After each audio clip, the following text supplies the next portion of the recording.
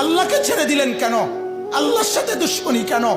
যে ছেলেটা সারাদিন একটা ওয়াক্ত নামাজ পড়ে না, যে বিবি একটা ওয়াক্ত নামাজ পড়ে না, যে মেয়েটা পর্দা করে না, তারে জিজ্ঞাসা করেন না যে মা সবার সাথে সম্পর্ক বজায় রাখো, মালিকের সাথে কেন দুশ্মনী? আল্লাহর লগে কি নারাজি হইলা?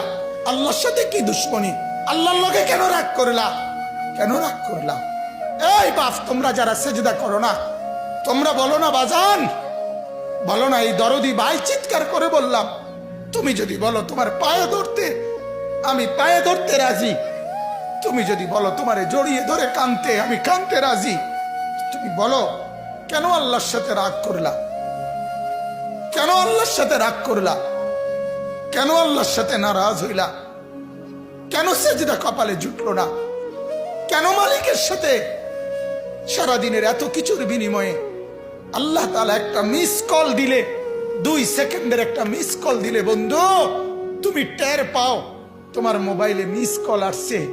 এত বড় মসজিদে 6টা মাইকের হরন দিয়া আল্লাহু আকবার বলে তোমারে ডাক দেয়, তোমার একটা বারও কানে লাগে না, বিবেকে লাগে না। তোর মতো শক্ত ডাকাত, তোর মতো পাষাণ বেটা আর কে হইতে পারে? বেটা কথা বলেন না কেন? তুই ডাকাত, কত বড় ডাকাত! হ্যাঁ, এজন্য ইনশাআল্লাহ আল্লাহকে রাজি করব। বলেন ইনশাআল্লাহ।